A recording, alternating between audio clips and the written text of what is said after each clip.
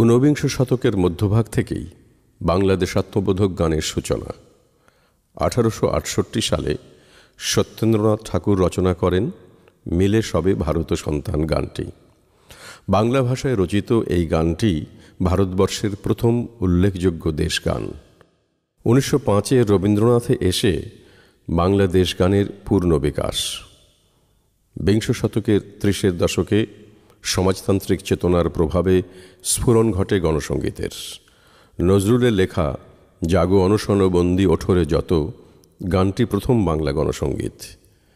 দেশ চেতনা আর শ্রেণী চেতনার যুগল সম্মিলনে 40-এর দশকের বাংলা গণসঙ্গীত হয়ে ওঠে এক অনবদ্য রত্নভাণ্ডার। 50-এর দশকে মহান ভাষা আন্দোলন, 60-এর দশকে গণ আন্দোলন, গণ অভ্যুত্থান, 70-এর দশকের প্রারম্ভেই মহান স্বাধীনতা যুদ্ধ, এসবের পেছনে প্রেরণা হিসেবে কাজ করেছে দেশগান আর গণসঙ্গীত।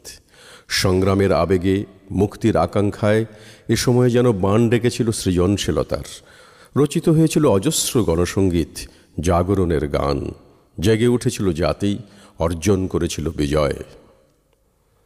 মহান মুক্তিযুদ্ধ ধারণ করেছিল আমাদের দেশগান আর গণসঙ্গীতের সমগ্র ঐতিহ্যকে।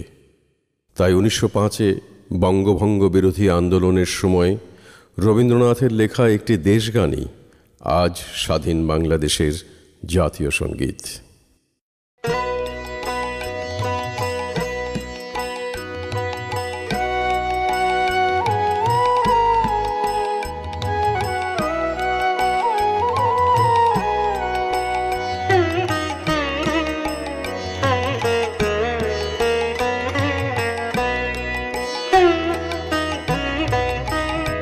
আমার সোনার বাংলা, আমি তোমায় ভালোবাসি।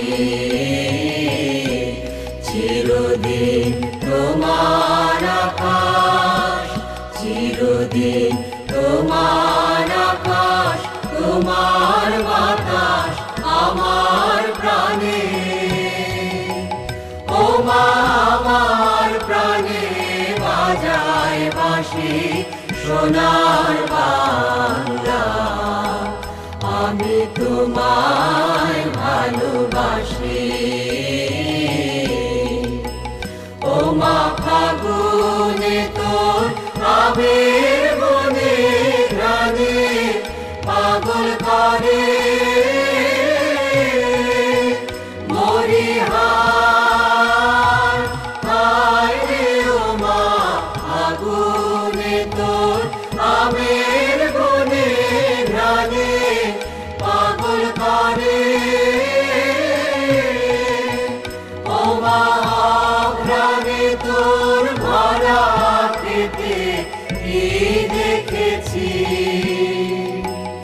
আমি কি দেখেছি মধুর হাসি সোনার বাংলা, আমি তোমায় ভালোবাসি।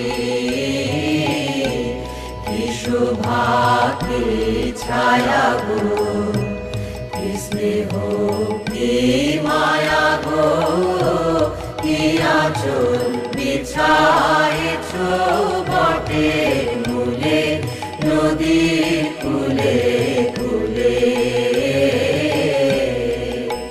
মা তোর মুখের বাণী আমার কানে লাগে সুধার মতো।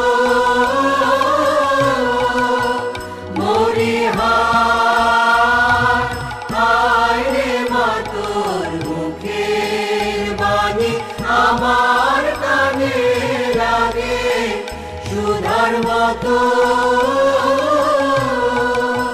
মা তোর বদন খানি মলিন হলে আমি নয়ন, ও মা আমি নয়ন জলে ভাসি সোনার বাংলা, আমি তোমায় ভালো